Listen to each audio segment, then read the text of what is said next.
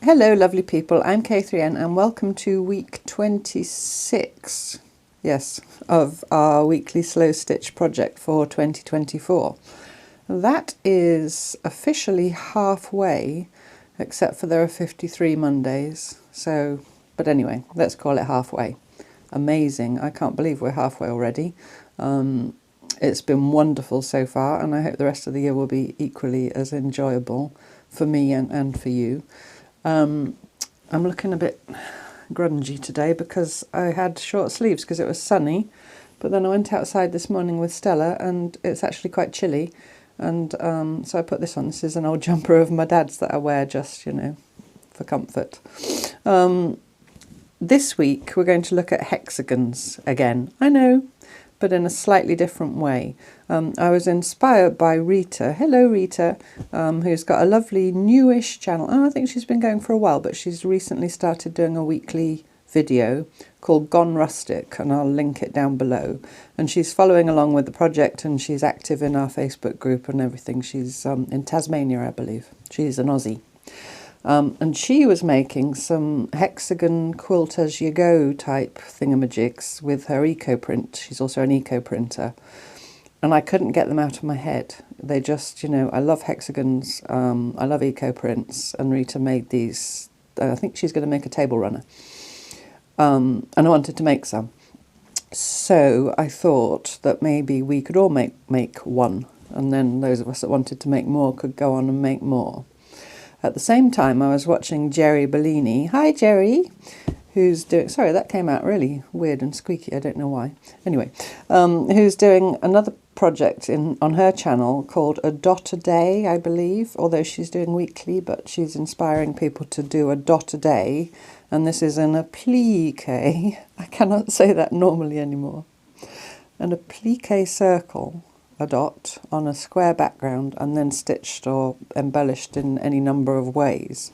So I saw that project and I wanted to do that as well. You know how it is, you want to do all the things.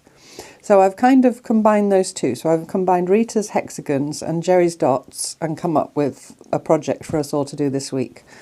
And while we were talking, or while I was talking about hexagons, all right, Stels, I was stroking her at the same time, just out of shot here, and I lifted my hand to use it and she objected. See, there she is. There's her nose. Stroke me, stroke me. I need my hand styles. Now she's going to go down. So I've got my... I think some of you have seen this. I can't remember if I showed it here or only on my Ko-fi. This is a little rice bag I made after we did the English Paper Piecing Week, the Hidden Histories. And I started making more of these little rosette hexagons. And I put them on this rice bag. And then in this little rice bag... This is only because it's hexagons. It's nothing really to do with what we're doing. I've started making little grungy tea-dyed... These are the cloths I tea-dyed in the tea-dyeing video. I don't know what I'm going to do with them, and I'll talk more about it when I get to my desk. But I often do this, you know, like Jeri's dots or Rita's Quilt As You Go hexes. I just start making things because I want to make them, with no idea in mind about what they'll become.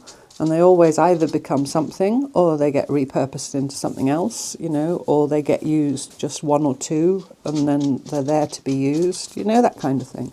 So this is one of my many little rice bags with my hexes, and I've got my bundle of tea-dyed cloth in there, and I've got a needle, and I've got my little paper, whatchamacallits, templates, and my cardboard master template, and I've got a little spool of piecing cotton, which has nearly run out.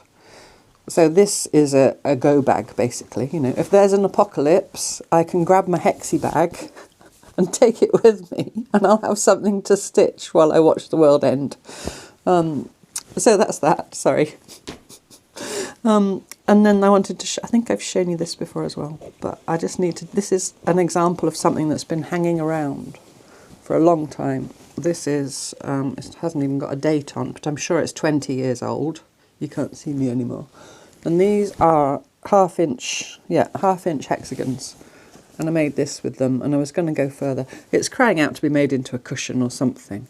But it's just, and it's, you know, it's got wadding / batting and a backing, and it's quilted. I just stitched around each rosette. Can you see? Can you see? So this is just, I mean, it's been hanging around all this time. It sits like a table topper up here in the studio. I don't, you know, it's useful as it is, but it needs finishing. Maybe I'll make a cushion.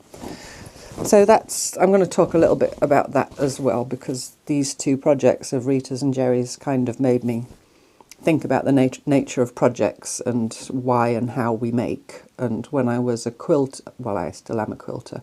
When I was a normal quilter, I had a lot of guilt over, you know, what we call UFOs. I don't really like to say UFOs because it's an unfinished object sounds to me like it's unfinished and it never will be finished. That's just me. You know, if you like saying UFO and it means something else to you, that's fine. I prefer to say WIP or work in progress because that sounds to me more like it's something that's ongoing.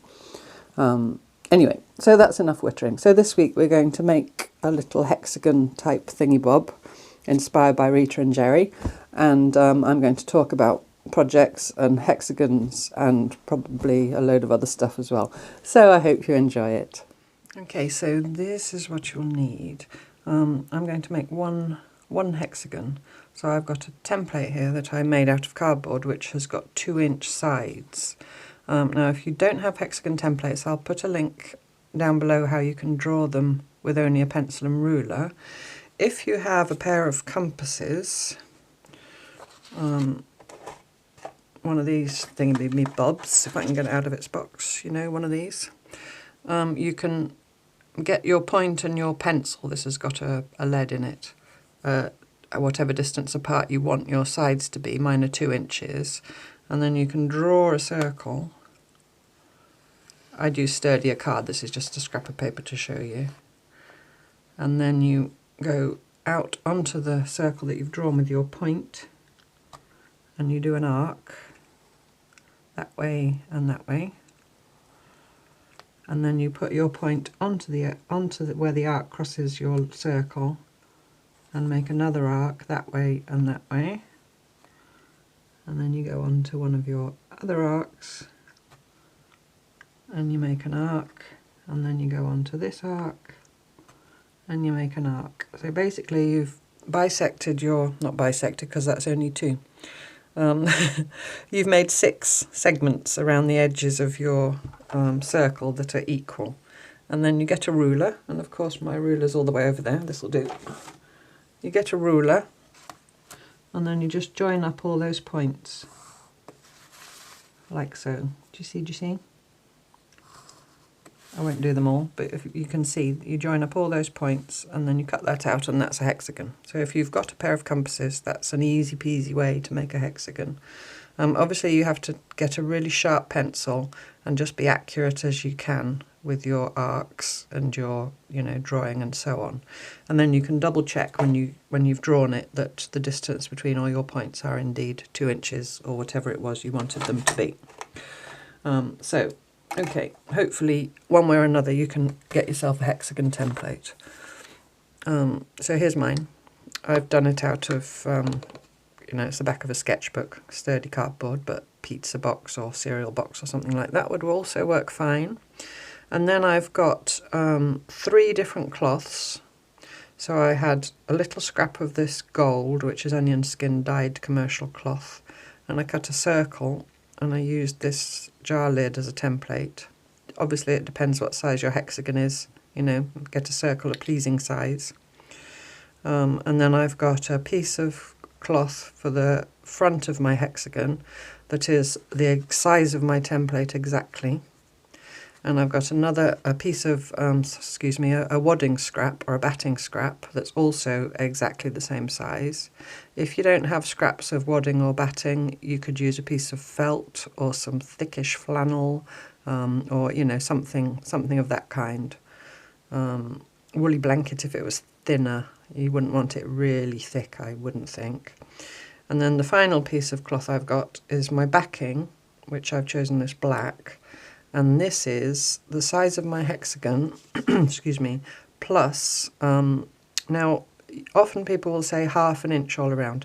I've gone for 5/8. I just wanted a little bit more, because what you have to do with this is fold it double once we've finished the stitching on the front. over to the front like that, and I just find that 1/2 inch is a bit too fiddly to fold double.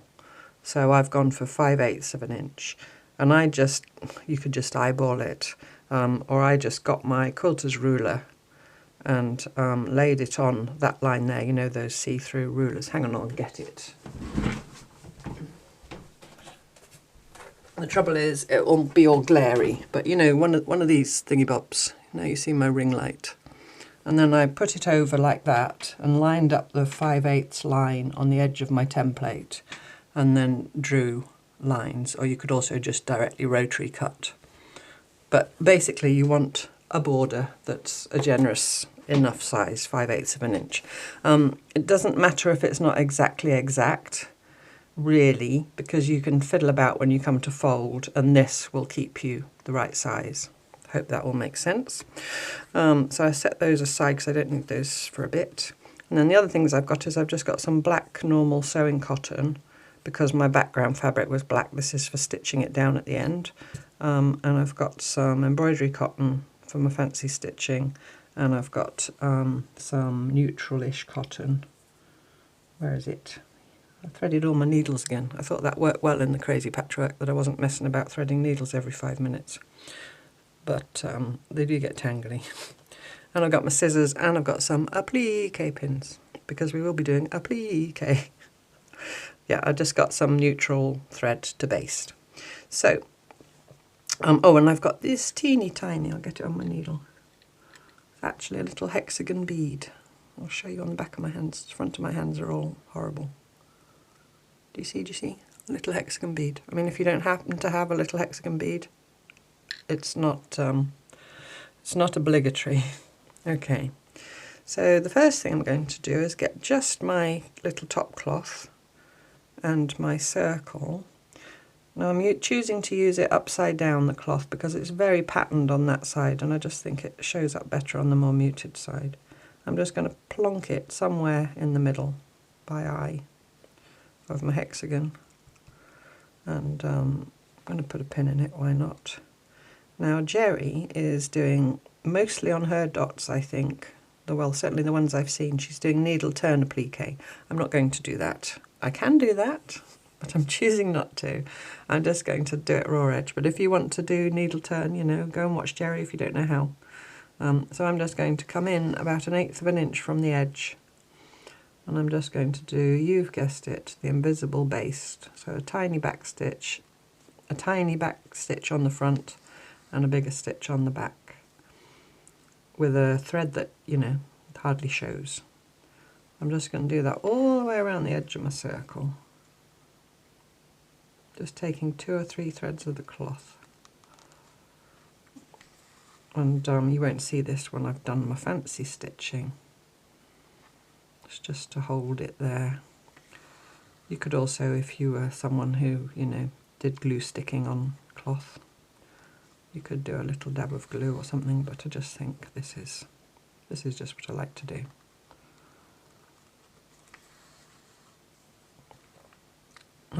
You could also, if you wanted to, do all this onto your wadding, or, you know, your flannel, or whatever it was you were using for your fluffy stuff as well. But this cloth is quite thick, so I've elected to just do all my stitching only onto the cloth.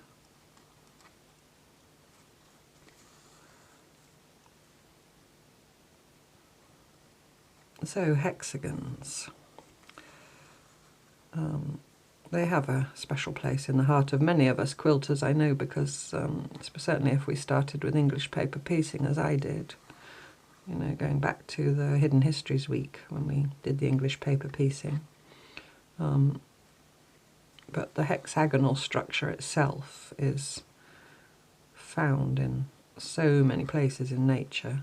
I mean, honeycombs are probably the one that springs most easily to mind, because it's, now I did read up about it, the science behind why bees make hexagons. There are 3 geometrical shapes that tessellate, i.e. tile together. The hexagon, the square, and the equilateral triangle. And the reason why it's hexagons is I can't remember. It's the best. It's the best one. The bees know best. It makes the most, the sturdiest structure in terms of, you know, storing honey. And also it's uses the least energy to create a sturdy structure without any spaces which are wasted space. That's not, you know, that's not exactly right, but it's something like that. I'm just going to finish this off. I'm going on the back, but I'm going in behind my circle so that I can just put a little back stitch in the cloth without it showing on the front, hopefully. But yes, other places hexagons appear are snowflakes. Snowflakes are generally hexagonal, or always hexagonal, and no two are alike. I think that's true. You'll correct me if I'm wrong, and you know. Things like basalt, which is a rock that's formed by lava from volcanoes. I went many years ago, I was very young and I don't remember, but there's a structure called the Giant's Causeway in Northern Ireland. I think there's one in California as well. I can't remember what it's called. Is it called the Devil's Pillars or something like that? But the basalt, the lava as it cools, I'm just choosing my thread, forms hexagonal shapes. I'm going to use this goldy gold, this sort of old gold that's nearly the same colour as my thing. And I thought long and hard about what stitching to do. I did think about doing the blanket stitch because that makes the honeycombs, and if you were someone who loved that, because I know many of you did, then you can absolutely go and do blanket stitch. But I didn't want to do a blanket stitch again, you know, so soon in a video. Plus my new obsession since the crazy weeks is doing the feather stitch and turning it into a rose vine. So I'm going to do that around the edge. So for feathers, so what I thought I'd do it one side then the other, just alternating. So I'm going to start on my circle about 1/4 of an inch in, I think, and do my first feather stitch on the circle. Just a quick reminder, you come in to the side. Am I going to come off the edge or on the edge? Don't know now, tell me. I'm going to come off the edge. I'm just going to come off the edge of the circle, and then I'm going to come back in under an angle, so I'm sort of halfway between those 2 points and down a bit. And I've got my lazy girl thread. And then I'm going to come to the right now and do the same the other way. So I'm going to come off the circle, and then I'm going to come up on the circle. I'm going to see how it looks. I could have had a practice somewhere, but I didn't. I think that'll look okay. So I'm just going to carry on doing that all the way around. Loop the right side. I'm going a bit far. I might stay on the circle for the first one. I might just do it, you know, organic, as it happens, and not worry too much, as long as I like it at the end. It's funny when there's a line like that, it's like with the seam lines with the crazy patchwork. It's a guideline, yes, but at the same time it can be a bit it can feel a little bit restrictive if you're somebody who's used to just, you know, stitching all over the place, willy-nilly. Yeah, so the lava cools at a certain rate, forming cracks, causing cracks to form, and that's why you get that hexagonal effect. It's all physics, you know. It's all physics, but there's something beautiful about it as well, I think, anyway. Certain fruits form hexagons. The corn on the cob is the one that springs to mind the most for me. But it's a beautiful structure, the way it tessellates. I like the shape of it is pleasing, aesthetically, to me at least. That's why it's used in quilting, because it tessellates. How many times am I going to say tessellates in this video? Answers on a postcard.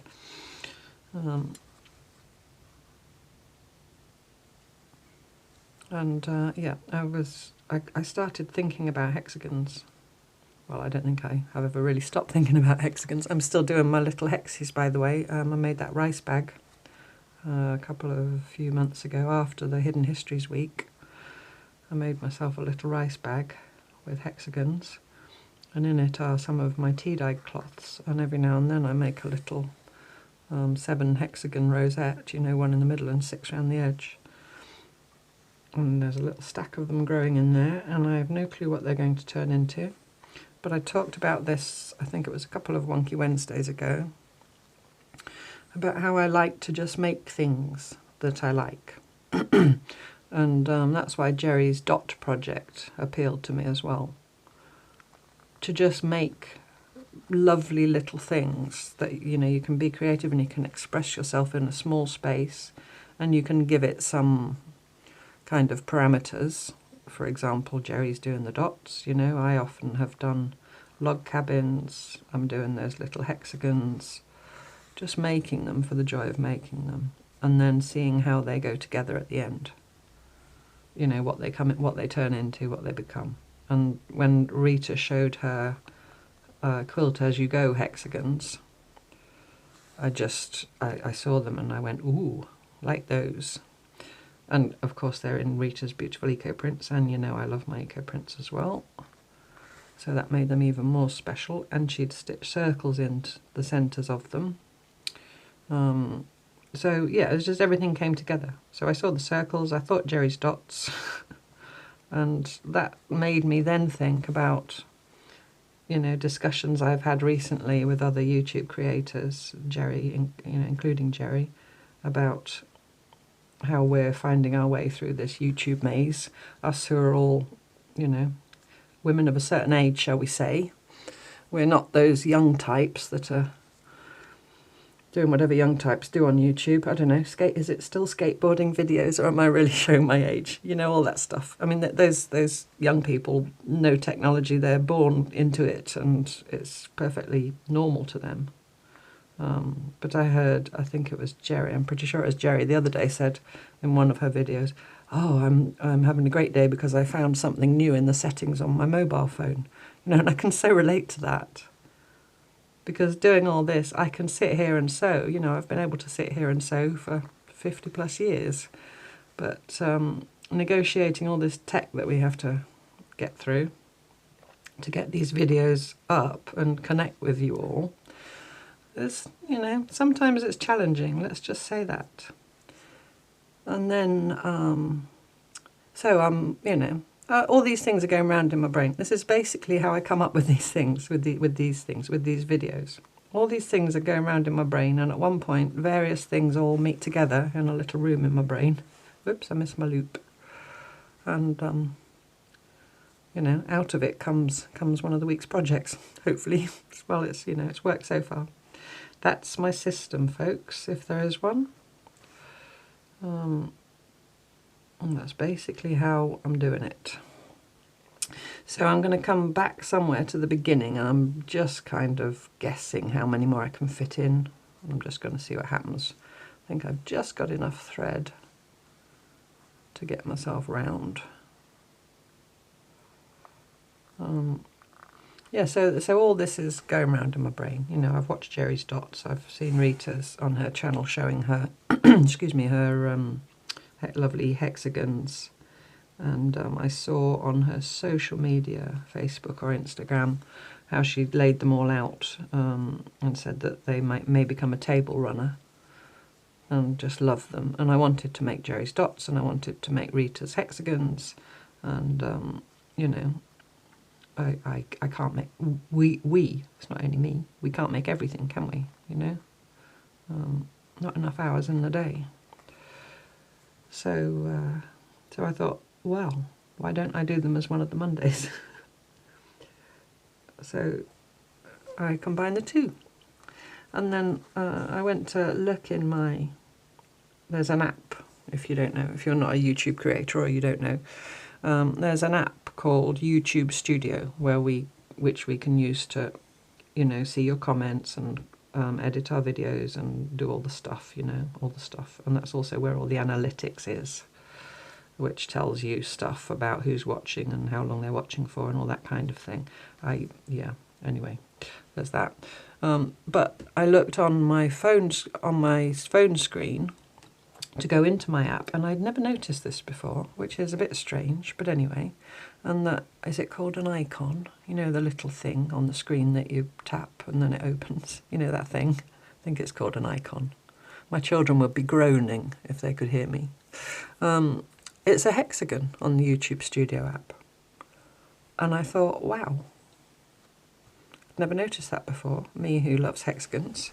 So I kind of took that to be a sign, an icon, that, you know, not a sign. It brought it all together in my brain, that I've been thinking about how lovely it's been, not only the community with all you people watching, me and us, but also, and which was truly surprising to me, was that I didn't have any idea in advance how it would be, really. I'm now going to do my 3 little stitches on the ends of every feather, and I've got this sort of more beigey coloured thread.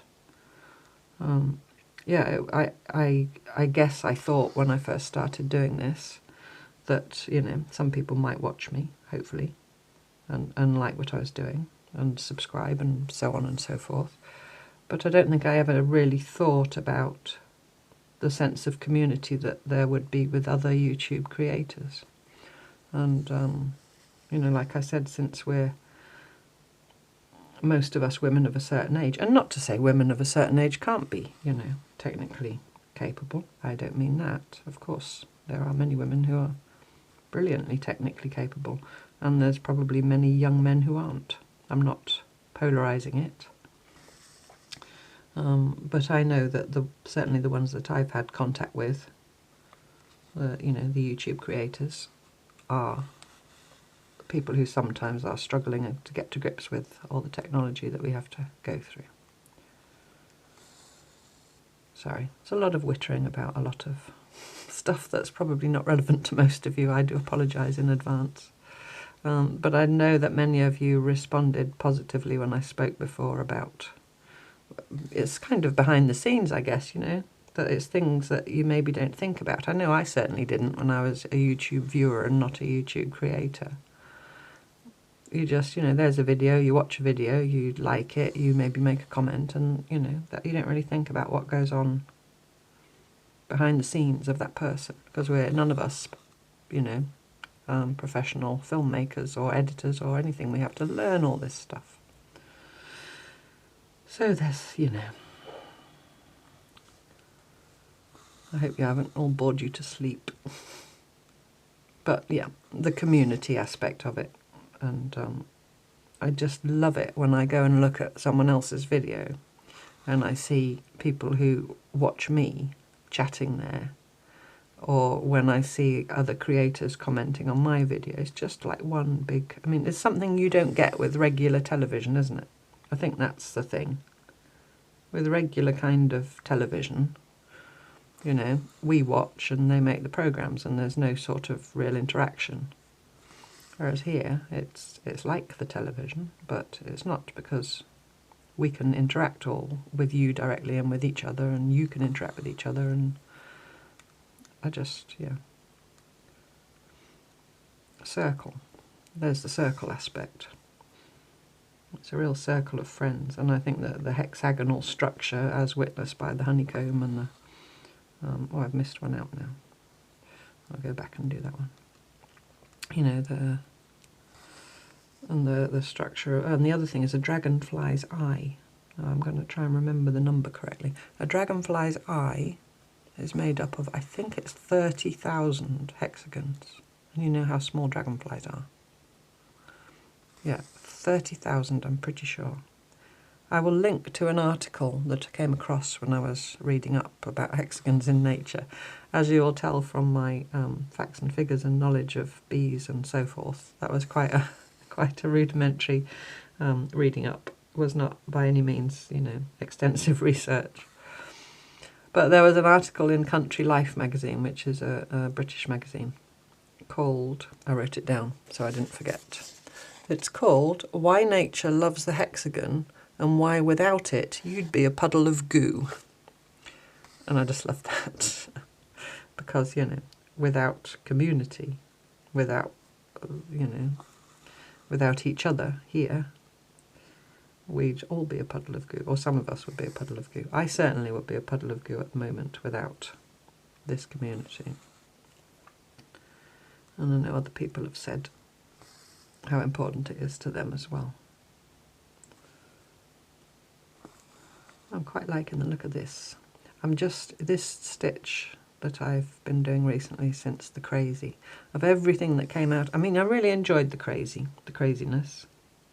It wasn't remotely what I do these days. You know, the bright colours, certainly not, and all the more elaborate embroidery stitches. For someone who says 99.9% of the time I do running stitch. But I learned a lot from it about, you know, what I enjoy doing and so on, and also how I can broaden my horizons and explore other areas without, you know, kind of letting go of what I love doing, my usual thing. Because you know, we all evolve in our work, or most of us do, I guess, in a small way or a big way. We change in what we like and what we don't like, but at times you can get kind of, it becomes a sort of habit, and there's comfort in that, but it can become not boring. I don't mean boring. Maybe I do mean boring sometimes. Or, you know, you just keep doing what you're doing because that's what you do. Do you see what I mean? And then it's lovely to be inspired to do something else, and especially, I think, for me, it's those things that you may not be attracted to. And I've said that here and there to a few people about the crazy, the craziness, because I know many people loved it and were, yes, finally we can do proper embroidery stitches, Catherine, instead of just doing running stitch all the time. And yes, finally Catherine's using bright colours, and, you know, some people were like, yay, and other people were like, oh no, it's far too busy and complex, and you know, many people talked about, which was what I found as well, the number of choices you had to make while you were stitching, and not enjoying that. But what you can do even with something that you look at and you think, oh no, that's not for me, is just look sort of within it and see if there is maybe something in there. If you take an aspect of it, or you change it slightly, or you do it, you know, put in simple terms, in a different colour, or monochrome. There's a lady called Lisbeth, who's a Danish mixed media artist and stitcher. Her channel is called Dragon Kunst, I think. I shall link it below.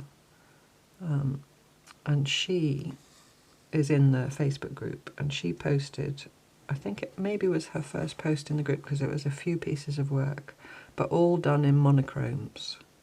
Just, you know, creams and tans, and with lots of stitching as texture, and, you know, of course I loved it.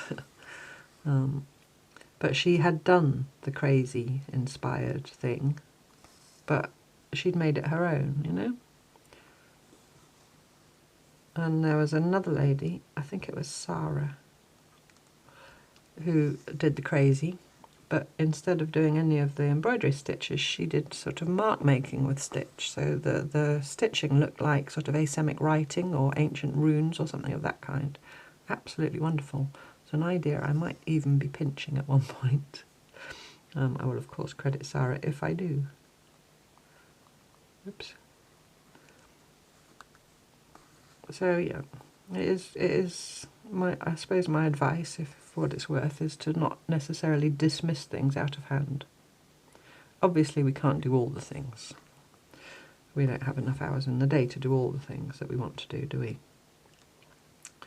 But I have found that sometimes the things that I look at and go, oh no, that's not for me, turn out, if I am made to, or make myself, or, you know, dive in further, turn out to be the things that actually I do really enjoy.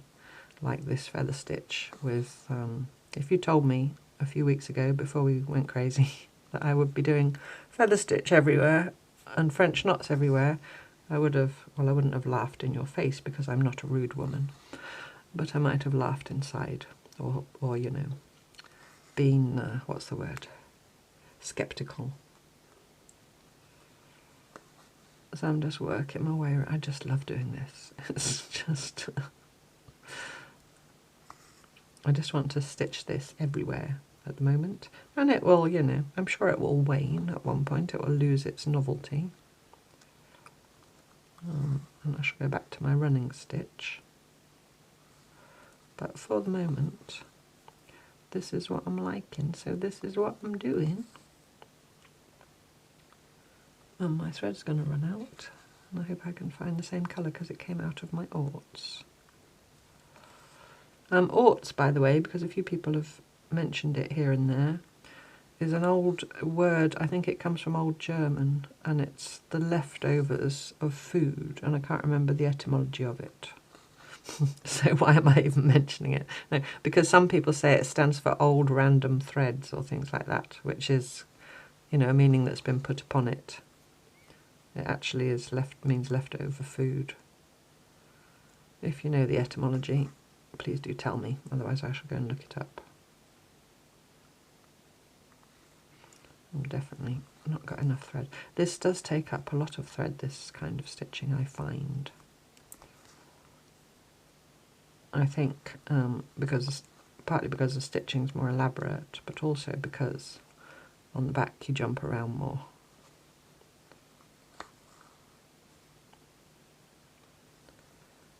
Can I get one more little cluster of 3 stalks? Or not? I hope my head's not coming into shot, by the way. Although most of you probably aren't watching at the moment, you're only listening, so it doesn't matter. Yeah, a few people said with the crazies that they couldn't stitch along because they had to concentrate, and I found that as well. A few people said they had to pause me, go and get their knitting, and, you know, watch me and knit, because it was too much to watch me doing it and do it yourself at the same time. And I had that as well because I was stitching on my homework, as I call it. I'm going to have to get new thread. Well, my mum was here and both children were here, so there was a lot of conversation going on that I was, you know, part of as well. And I found that I kept tuning out, and they kept having to talk to me and asked me if I was listening, and I wasn't, because I was deciding between a Cretan stitch and a herringbone stitch at the time, or something of that kind. So I put it away and, you know, did knitting or something that I didn't need to think about. Alright, I need to find that beige. Is there any more in the orts, in the old random threads? I can't see any. Can you see any? Don't think there is any. There's some in here. When I see how Marion stores her threads in those lovely, if you haven't seen on Marion's world, she has cutlery canteen boxes, you know, and all her threads are all laid out beautifully. I just love looking at them. But this is mine. This is one of my few receptacles with them just chucked in willy-nilly. Every now and then I tidy them up, but they end up like that again. Is this the same? I think it's as near as makes no difference. That's not the right end. Now that's come off, and that's going to come off, and I'm going to just get some off and wrap it around a lolly stick. The rest of it later.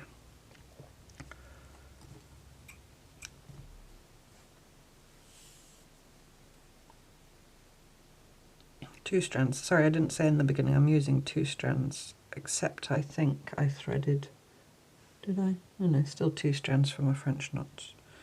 And I always find it's best to take them off one at a time. I know some people say they can get them off 2 at a time and it works fine, but I often find if I try to do that I get a big tangly knot.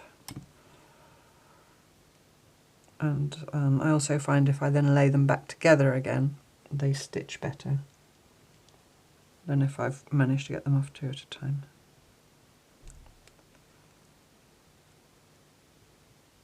Excuse me threading my needle, I've gone quiet. Apparently I needed to concentrate. I've heard a few people say recently, or seen it here and there, about you shouldn't lick your thread. I think it depends on the thread is the answer to that. People say you shouldn't do things often, and it always makes me say, why? Why are you saying that to me when I've been doing it for 50 years? I mean, I'm not saying that, you know, if you've been doing something for 50 years, it's necessarily right. Au contraire. But it does work with soft threads like embroidery thread or anything that's got a bit of fluff to it. It flattens them down so that you can get them through the needle.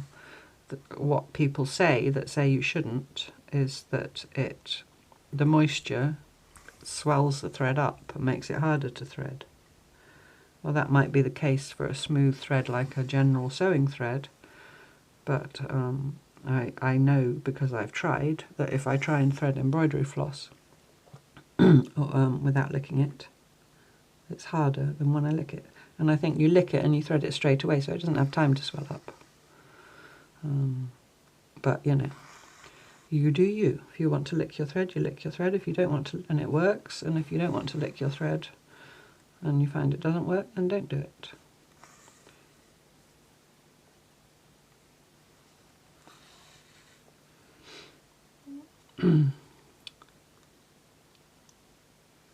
So, have I missed any now? I don't think so. You could also, if you wanted to do this rambling rose stitch or whatever I call it, my new obsession, use the same colour thread for the little prongy bits, the little tridents, the little three stalks. Excuse me. I just like the dimension of an extra colour.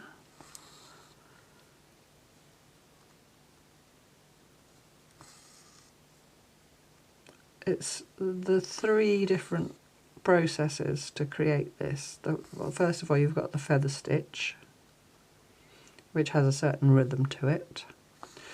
And then you're going back, putting a little 3-pronged thing on the end of every spike, which is very satisfying, to me at least, because it's, you know, it's a task. I know what I'm doing. I'm sorry. Sometimes. No, I mean, I know I have to put 3. Sorry, I'm sorry, I made myself laugh. I know I have to put 3 stitches on the end of every spike of my feather stitch. You know, it's a thing. Sorry, put yourself together, Catherine. It's not that funny. And then when I've done a 3 spikes on every one, then I'm going to go back and do a French knot on the middle spike. So it's, in a way, it's like the running stitch. Then it becomes mindful, because maybe we need to look more at choices again. Maybe that requires more thought and exploration. I know we did a whole week about it, but it's come up again with the crazy, the choicey thing. And whether you're someone who likes the process of making lots of choices while you're stitching, or whether you're someone who doesn't, I do think it's an interesting concept. Or whether you sometimes like work like that and other times you don't. And what's all this got to do with hexagons? Nothing. I've gone off on a tangent. I wonder why the YouTube Studio app is a hexagon. There must be some thought behind it. Some ad agency or PR or somebody at some point. Because I used to work in PR, I always think that when I see these things. Someone somewhere has said, oh, I know, let's do a hexagon. There must be a reason for it. if you know why the YouTube Studio app has a hexagon as its thing on the screen that you click on. Is it an icon? I'm pretty sure it is. Tell me. Nosy people want to know. Right, that's my last one, I think. I'm just going to have a double check because sometimes I do miss them. And then I have to go back. Now, you see, I want to make a whole load of these, like Rita's done, and make a big table runner. Just checking. Yeah, I've done them all. And what I do with things, I mean, that used to kind of, not stress me out, but I would worry if I had a bee in my bonnet, as, haha, we're back to honeycombs.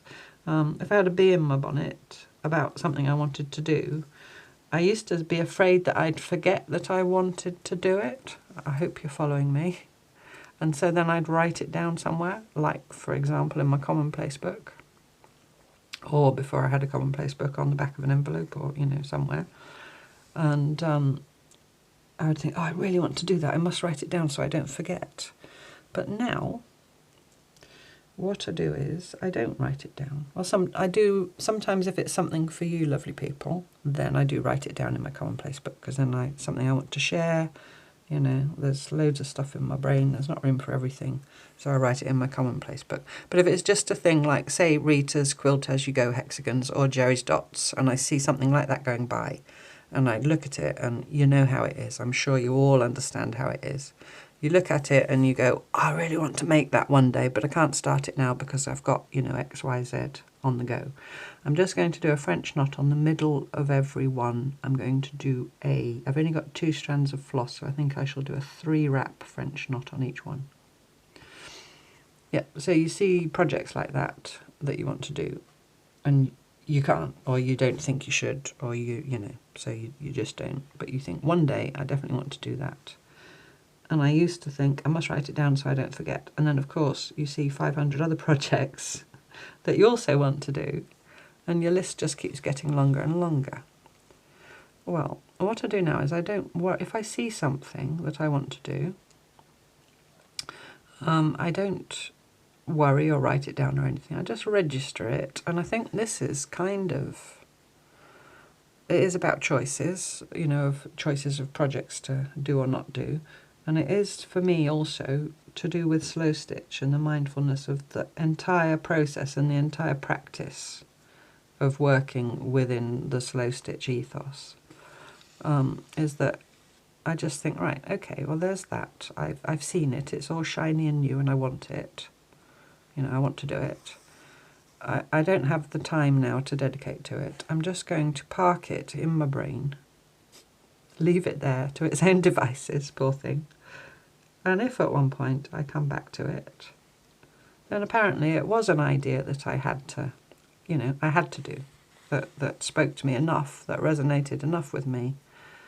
And if I don't, if it sort of, you know, gets lost down a dark corridor of my brain with all the other stuff that's in there, then apparently it didn't mean that much to me after all. It was just something in the moment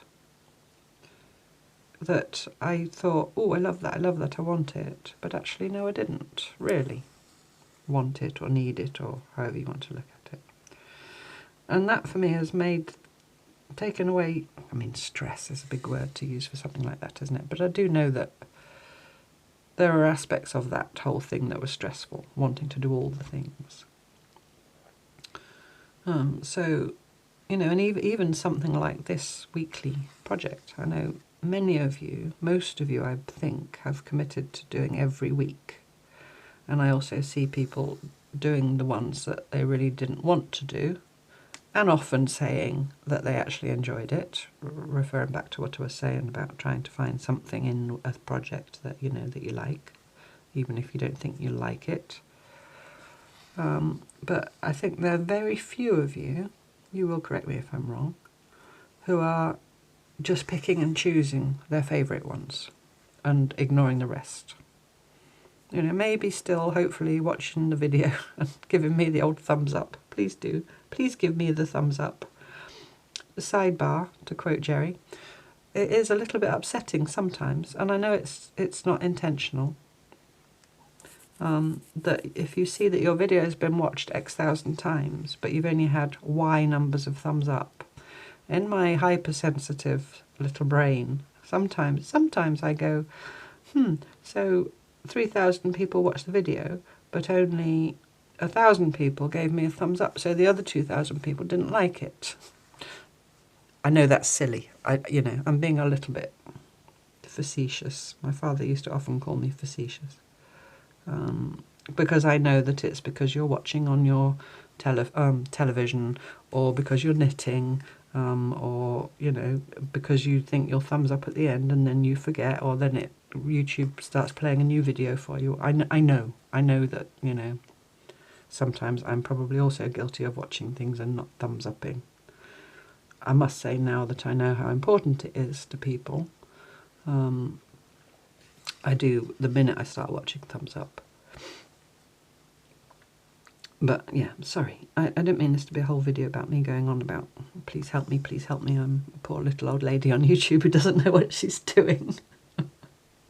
Why was I even talking about the thumbs up? Oh yeah, people not doing all the projects, yeah. So I don't think there are many of you who are picking and choosing. And I don't know that if I was doing a weekly project like this, as a viewer,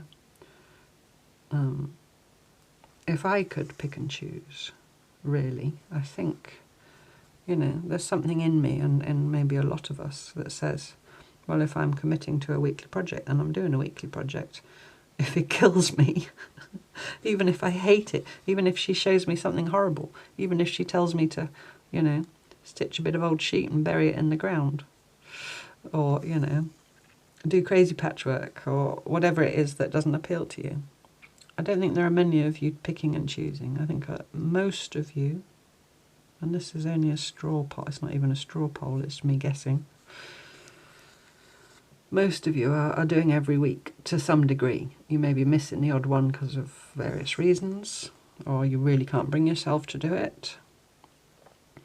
But I would be interested to know if you're someone who is just picking and choosing. Because I take my hat off to you if you are. To me, that shows extreme strength of character to be able to do that. I don't know. Do you even know what I'm talking about? Or have you switched off because I've gone on too much about YouTube? I'm just going to untwist my thread. So the other thing with this kind of stitching is your thread gets super twisty, which it doesn't with the running stitch. I'm plugging away with my French knots. Remind me one day to show you a quilt I made in, I think it was probably about 2005 or so, of a sunflower. I was reminded of it watching Jeri and the Dots. Jeri and the Dots. Sounds like a 60s band, doesn't it? Live tonight from Madison Square Garden, Jeri and the Dots. What was I talking about? Yeah, my sunflower quilt. It was from a photograph. I saw a tiny little picture in a magazine of this quilt, and it was a sunflower, so I basically copied it, but it was like 2-inch square photograph. So I sort of copied it and made up how I thought they'd done it. And basically it was squares and half square triangles of coloured fabric, and all pieced on a sewing machine. I think it's about 5 or 6 feet square, and I think the squares are about 2 inches across. I'm not sure. To be honest with you, it's rolled up under a bed, so I have to go and get it out. And so you made as if the little squares and triangles were pixels, so you put them all together in such a way, and I did it on graph paper, I think, and like that. And then it was this great big giant sunflower. And then round the edge I wrote in some gold thread that I had different words for sunflower. So I wrote helianthus, which is Latin, the botanical name. I think it's actually Greek. and I wrote tournesol, which is French for sunflower, which means turns to the sun, or it's short for turns to the sun, soleil. Sunflower, of course, and I think zonnebloem, which is Dutch. I'm probably mispronouncing it. I think I wrote those 4. But my point for telling you about the sunflower is one of Jeri's dots reminded her of a sunflower, which put that in my head. And then in the middle of her dot she stitched, I think, 5 or so French knots. Well, I'm not doing one-upmanship, but it reminded me of this sunflower, because in the middle of this sunflower, I think the middle roundy bit, you know, that's in the middle of a flower. Can you tell I did 2 years at horticultural college? Roundy bit. I couldn't count them. I did French knots crammed in, side by side, all over the whole thing, to represent the seeds, you know, in the middle of a sunflower. So remind me to show you that one day. Absolutely not one woman up, can't even say it, one woman ship upping you. Is that right? You know what I mean. I'm not doing that, Jeri. Just reminded me. And also as to why I don't really like doing French knots anymore, although I seem to be enjoying it on this. Maybe I've got over my French knot overkill and I'm back to liking them again. I just need to do a few more. And then I'm ready to put my backing on.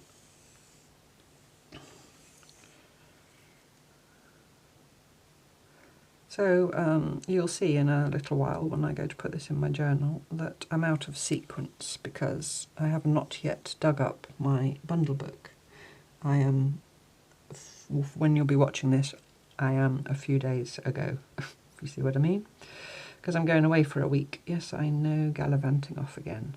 But I'm going with my mum to visit my auntie Guylaine, who is not my auntie, but I've always called her auntie since I was 6 or so. And she lives right over the other side of France. Well, it's like a 7-hour drive or something of that kind. So Mum and I are going together to spend a few days with her and my Uncle Dave, who's her husband, also not really my uncle. And we met them when I was 6, as I said. We went to live in Wales for 2 years in Pembrokeshire because my father, who worked on pipes in refineries and things like that, got a job at Milford Haven, which is a big oil refinery over that way. And he got a job there for 2 years, so we went to live there. And we lived on a farm. It was a normal, sorry I headbutted you. It was a working dairy farm, I believe. And on the farm, there were 2 flats, just purpose-built, you know, one above the other, apartments. And we had the top floor one of the 2. And we lived there. There was only us, there was nobody downstairs for a little while. And then one night, a car pulled up, it was dark. I don't think I remember, it's one of those things I don't know if I remember, or I don't know if I just remember the story being told by my parents, and so now it's a memory. Do you know what I mean? It's very possible that I was in bed asleep. Anyway, so a car pulls up in the farmyard outside our flat, and my mother looks out of the window and went, "Oh, there's people moving in downstairs, you know, as people do." And, oh, it's a couple. Oh, they've got 2 boys about our Kath's age. Our Kath was me, of course. Oh, that's good, because, you know, it was down a track on a farm and I had nobody to play with. And then my mum said, "Oh, no, they've got a great big dog. It's a Alsatian," she probably said, but although these days we call them German Shepherds. And she was concerned because, you know, it's a big dog and I was a little girl. As it turns out, that dog, Sultan, he was the softest dog you've ever met in your life. And he was and the 2 boys, and that was my Auntie Guylaine. Sorry, that was the point of the story. That was my Auntie Guylaine and Uncle Dave moving in downstairs. And their 2 sons, who are, I'm an only child, but those 2 boys are the closest thing I ever had to brothers. One's a couple of years older than me and one's a couple of years younger. and the dog Sultan, who only understood French because my Auntie Guylaine is French-Belgian, was the softest dog you could ever wish to meet as a child or as anybody. The younger of the two boys, Alan, learnt to walk pulling himself up on Sultan's tail. That's how soft that dog was. And we'd be in the woods, you know. It was countryside childhood in the 70s, building dens and climbing trees and doing all that kind of stuff. Also, it turned out, brief aside, that Auntie Glenn and Uncle Dave actually lived in England about 5 miles away from us, and we'd never met them. And then we go to Pembrokeshire, which was probably, I don't know, 6 or 7 hour drive, something like that. And they move in downstairs, because Uncle Dave also worked on the Milford Haven oil refinery. But anyway, I've finished my rosy stitching, so I'm going to go and see my Auntie Glenn and Uncle Dave for a week. That's why I'm doing this. But I want to do the bundle books at the last possible minute, because I won't be able to do it on the solstice. I won't be here. And also I'm going to do it for you people. Sorry, in English we say you lot, and it sounds a bit rude, and it kind of can be, but I didn't mean it that way, so I hope you didn't think it was rude. What was I saying? Yes, in advance, so that you can go and do on. So you'll have watched me do mine, and then you can wait till the solstice or go and do it straight away, whichever. So, but I don't want to do that until the last minute before I go away, so that I'm as close as I can be. So I thought I'd do this first. That's why I'm out of sequence. And in between all that, I've told you about living in Wales and Milford Haven oil refinery and my Auntie Guylaine and Sultan the dog. I've got another story about Sultan as well, which I shall tell you in a minute. So that is now stitched. That's going to go on there, like that. And then my backing piece. I have done this years and years ago, but not recently. I'm just making excuses in advance in case I forget what I'm supposed to be doing. You can see that my hexagons are not super accurate, but I don't really mind.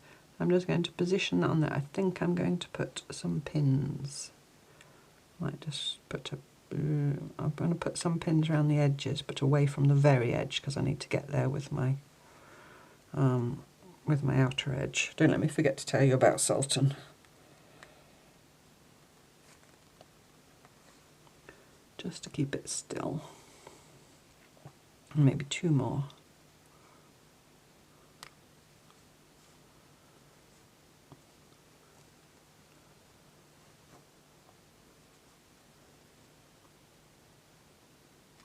That pin, really, I should put it away in my sharps.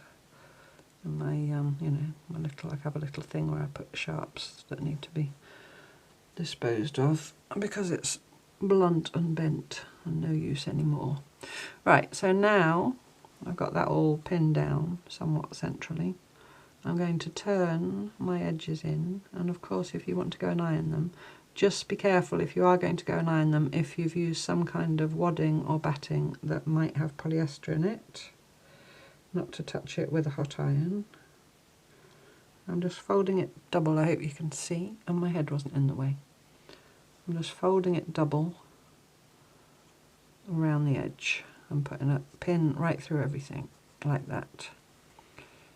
Now, you could either now start stitching straight away and then fold and pin as you go. I wonder what Rita did. Maybe I should have asked her. Rita, which way did you do it? Did you pin it all in advance, or did you stitch it and do it as you went? And then for the corner, you just sort of fold it. I've chosen black, which was a bit daft of me. So that's folded double. So then, because it's a hexagon corner, because it's a 60-degree corner,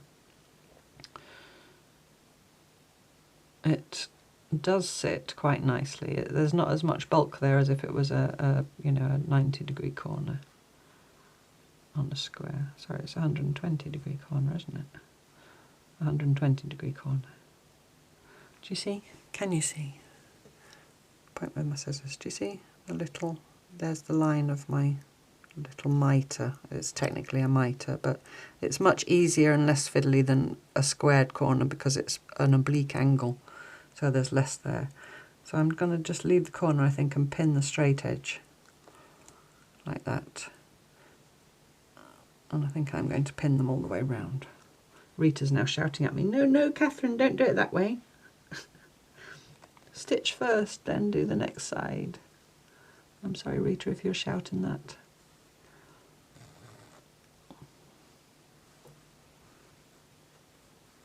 So it's just a bit fiddly, but you know, doable. Doable, doable. I have every faith in all of you. And if the corners aren't completely perfect now, once I get that pin in, I can get that one out. I can always fiddle a bit with them when I get there. But you're just folding the raw edge in so that it meets the edge of your wadding slash, you know, top bit of fabric. Put in a crease in it. I'm doing it up in the air in the hope you can see better how to put it down, and then fold it again over. Whoops. Don't let it go until you've got a pin in it. And then pin right through to the back, do you see?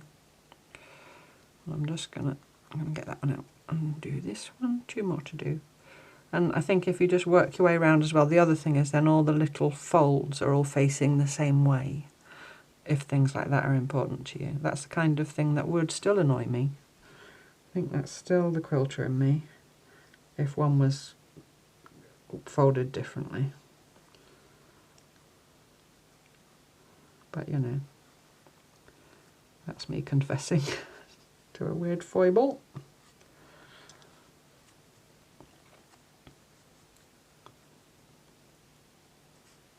And if your seam allowance that you've cut is not super accurate at this point, you can just adjust with how much you fold to make sure they look pretty much the same on the top, on the front.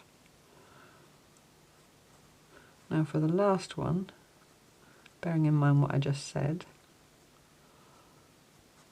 I'm going to get that corner down in place and get a pin in it, or in that end,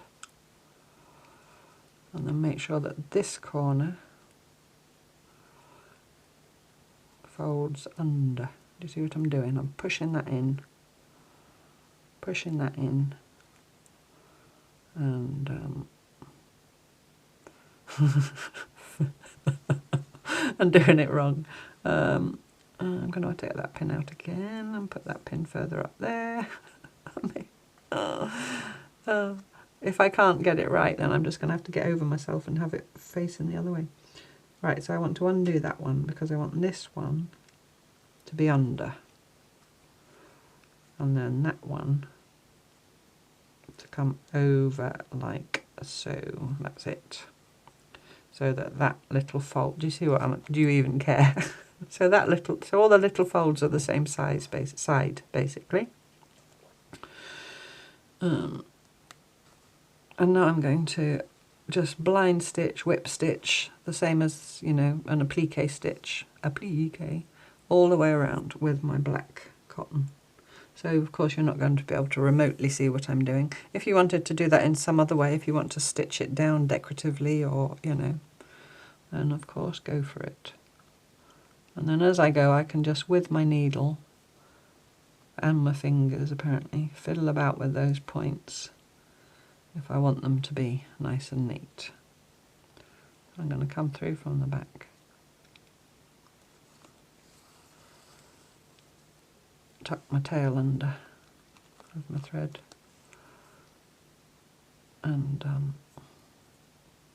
now I'm going just off the edge of the black into the body of the hexagon, making sure I'm not going through to the other side, so I'm just into the wadding and angling my needle and taking a little forward stitch. My tail's poked out again, I'll deal with it when I get back round.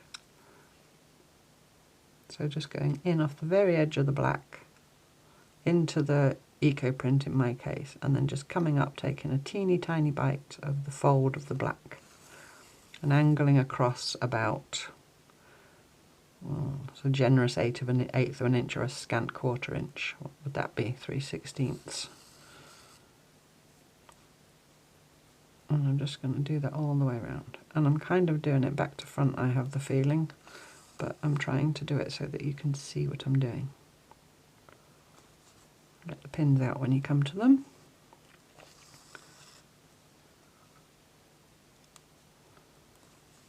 I can also feel what's happening as it's dishing up a bit, and I don't know if that's because of the pins or because I've pulled the edges in too tight.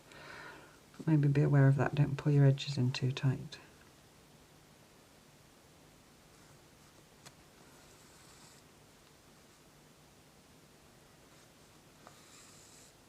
Maybe because I didn't quilt through the wadding. I don't know. I should have asked Rita more questions before I started doing this. Oh. If it carries on doing it when I'm done, I'll just do more stitching. That's my answer to most things. I'll just do more stitching somehow to squidge it together.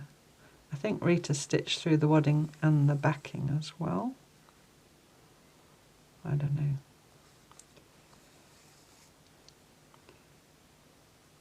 So now I'm here, I'm going to come right up through all the folds on that very corner.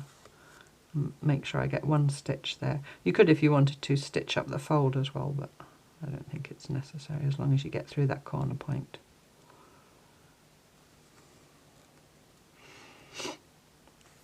Sorry, sniffing. Is it going to lay flat? Maybe I will just ease them out slightly as I go, the folds.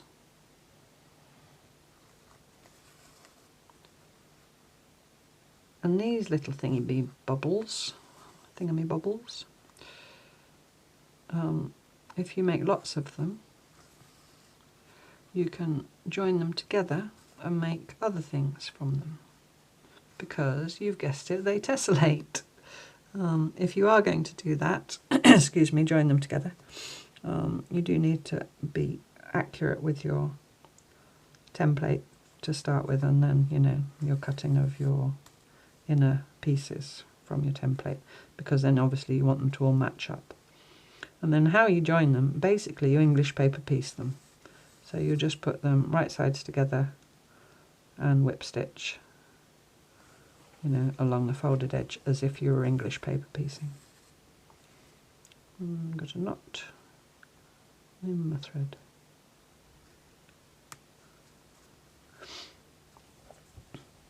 And then you can have a super duper table runner like Rita's made.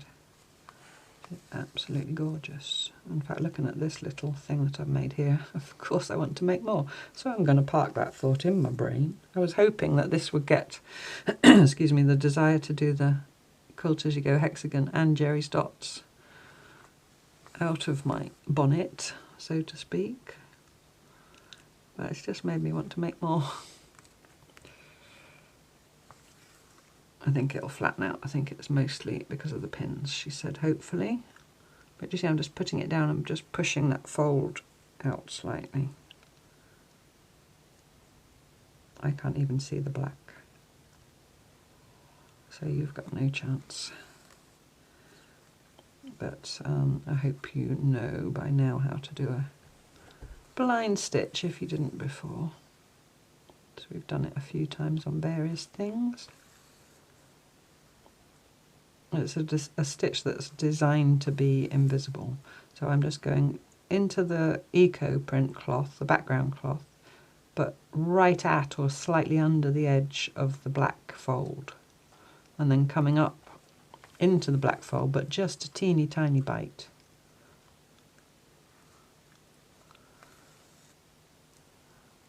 Another knot. This machine sewing cotton that I'm using was the only black cotton I could find. And it's not great for hand stitching. I knew that already. I could, I guess, have used one strand of embroidery floss, but that's slightly thicker than this.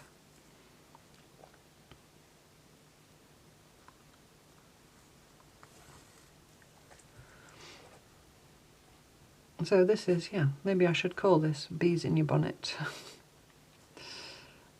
You know.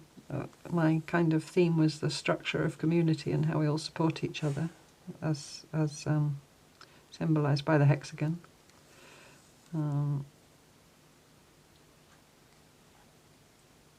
But also thinking about bees and honeycombs and projects that you want to do. Maybe that could be a subtitle.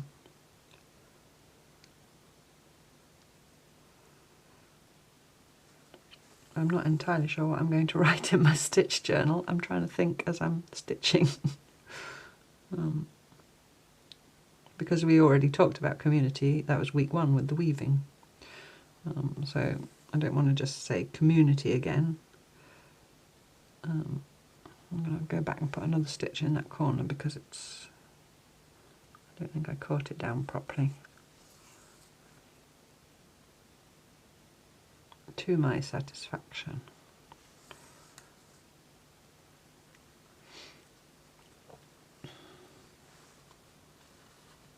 Yeah, it's fine. It's a bit poofy, but it's fine. And yeah, the portable project thing in this is just ideal. My little paper-pieced, English paper-pieced hexagons in my rice bag is ideal. If I'm going somewhere unexpectedly or in a rush, or, you know, like, or even not, even like going to Auntie Glenn's, I just know if I grab that bag and take it with me, then I'll have something to do. And I'm not saying it's going to be boring at my Auntie Glenn's, but you know what I mean. We all need to have something creative to be doing, don't we, no matter where we are. Sock knitting is the other thing. I shall take a pair of socks with me. I'm still on with my mum's.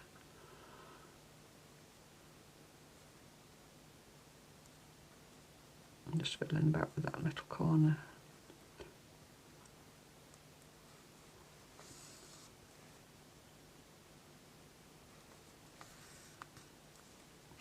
So yeah, I need to come up with something to write in my book. And I need to remember to leave a page for my bundle.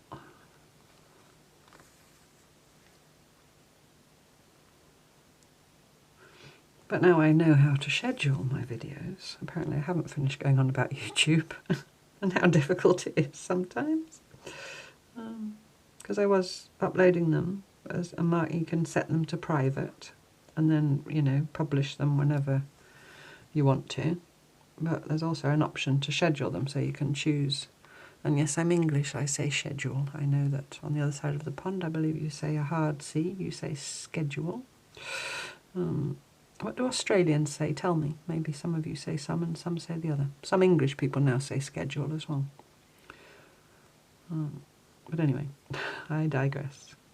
So I've worked out how to schedule them. So you can get up a little calendar and say you want it published at such a time on such a day.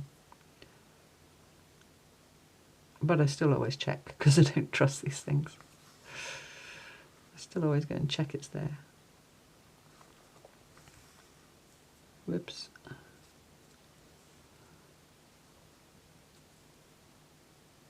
Nearly there, nearly back. Oh, one more side. It's just something so pleasing about a hexagon. Have I mentioned that before?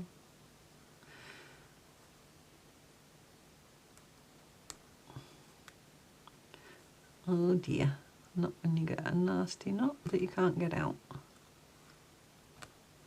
Got it. If you don't like hexagons, firstly I apologise for the week. I don't remember anybody saying they didn't like hexagons when we did, or did some, I think maybe 1 or 2 people did squares because they didn't like hexagons. You know, when we did the English paper piecing. So apologies if you're one of those people. But you could absolutely do this as a square exactly the same way with the circle in the middle. And you could even then translate that into Quilt as you go, just with squares. Absolutely no reason why not. There's an option if you're not a fan of hexagons. But I was just wondering why, if liking hexagons is common, if not universal, why has that got something to do with the fact that they form in objects as per the laws of physics and, you know, appear in nature? That's also, I think, because of the laws of physics, because structurally and so on. I wonder if that's why, because we're all part of nature, aren't we? Us humans. If there's some kind of recognition of the hexagon as a, I don't know. It lays nice and flat. Oh, I really like it. I you know, sometimes I look at something I've made. I'm sure you get that as well. You know, oftentimes you look and you think, yeah, that's all right. You know, I'm quite happy with that. But sometimes you look and you go, wow, did I make that? That's cool. And that's what I'm thinking about this. And now I want to go and make about 300 more and join them all together. You could do one of Marion's little stump work bees on it as well. You wanted to make a honeycomb. Anyway, Catherine, and blind stitching into this wadding, by the way, is I'm really enjoying doing this. And I can imagine that I would also really enjoy whip stitching them together. Maybe I'll cut some out and take those to my Auntie Glenn's to work on. If I do, I'll show you next week. If it sits in my brain and something else doesn't displace it. I think that's it, you know, when you park those ideas in your brain, if you don't do them straight away, you end up doing something else. Something else apparently has shouted louder to you or spoken more loudly to you. Right, nearly back to the beginning. So I'm just going to take an extra stitch through that corner. Now I don't want to finish my thread on the back because the back, as you can see, is pristine, unstitched and smooth. So I'm going to just go slightly under the fold in that corner and go in and do a teeny tiny back stitch and then go through my loop twice and pull it up and then bury my thread. I'm going in through the layers. I'm feeling everywhere that I'm not coming out anywhere until I want to. And then I'm going to come out just there in that seam line. Do you see? Do you see? Pull it up. And then I'm going to go as close as I dare, put a bit of tension on the thread and snip, and then the tail will get sucked back inside. There we go. So now to put it in my book. I want to call it something like the strength of community, but then I'm using community again. Will you all shout at me if I use the word community again? Oh, what about hive mind? That's an expression, isn't it? I don't know. I'm not sure. I shall get on and open my journal and see what comes to me. I read something. Oh, what about that quote from that magazine? I'm going to write that quote from that magazine. Of course I am. And I should put a link to the article. It's only a short article, but it tells you all about snowflakes and basalt columns and things like that. So I need to leave a page for my bundle, if it's still there. And this one's going to go on here. And what I thought, because you can either orient hexagons pointy up and pointy down, or flat and flat, whichever you like. I was going to use that beige thread, and I want to do that bead somehow, just because it's a hexagon. I think I want it pointy.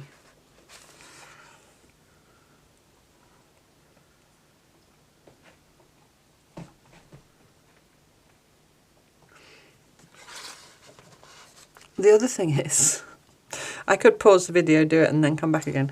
It's tricky enough stitching them in now, my book's so fat, but, you know, I'm now going to... This is the last time I'll moan about the troubled life of a YouTube creator. I now have to photograph this thing in the book with this out of the way for the little thumbnail thingy-bob that I put on the front of my videos. But anyway, I'll struggle on without complaining. Sorry. Right, get only one page, Catherine. Just pay attention to what you're doing. Right, so I've got my bit of thread. I think I'm just literally going to attach it on that one corner. Just with a stitch or two. So I'm going to come up through that corner. and cut that tail because it's a bit long. Styles, what you doing? Good girl. She wasn't doing anything she shouldn't be really. She's just minding her own business, being a dog. Right, I'm going to just go, whoops, I'm going to headbutt you apparently. I'm going to go through the paper.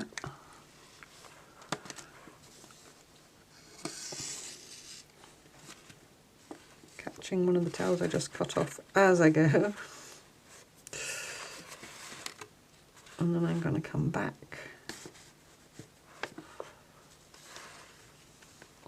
down about 1/4 of an inch into the hexagon again. Dare I risk it just hanging on a little thread like that? I might just go around once more. I don't think it makes any difference, but just make me feel happier. Just going through the same holes. You could, of course, just stitch it along one side if you wanted to, or you could stitch it there and there as well if you wanted it more secure. I'm just going to do that, and I'm going to go through the stitch I made because I just want to make something of a knotty type thing. Just go through twice and pull it up. And where's my little hexy bead, which is kind of a bluey colour, but I'm hoping that when I put it on the grey, come on out, it'll look more grey.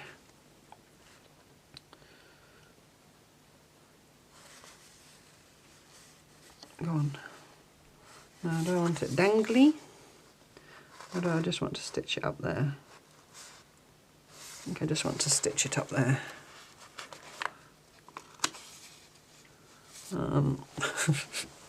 Every shade of awkward. I'm turning it round. I'm just going to stitch it to the hexagon, not to the paper.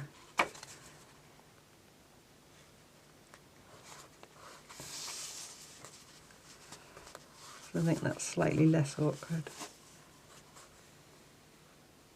I made my book. I sewed my signatures in just because I like to make the book. And I know I moan and complain every week, and increasingly as the week goes on, and I know that some of you have found it challenging to get your pieces into your book. And I do apologise for that. And I do hope that I did say in the video about making this book that you could leave the signatures unstitched until you've put your pages, your works, your pieces of work in.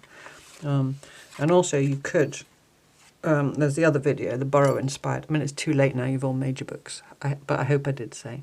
The borrow inspired book with the tied in signature, which you can then stitch in when you're done. There's my little hexagon bead. So I was going to write, yes, of course I was, this from Country Life. I can't remember the issue, but I'll put a link. Why nature loves the hexagon and why without it you'd be a puddle of goo. Of course, feel free to choose something more poetic if you want. What's the date? 17th, so the 24th.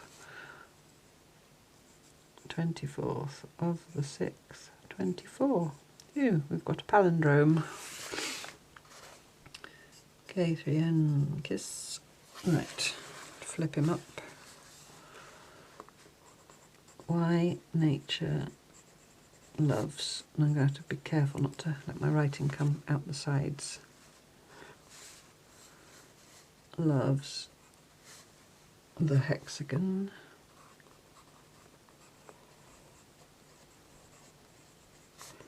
and why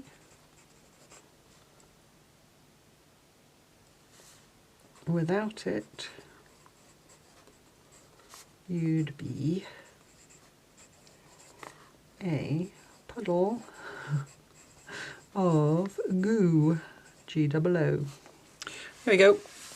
So that is my hexagon quilt as you go, inspired by Rita of Gone Rustic. Thank you, Rita. With a dot inspired by Jeri of Jeri Bellini. Thank you, Jeri.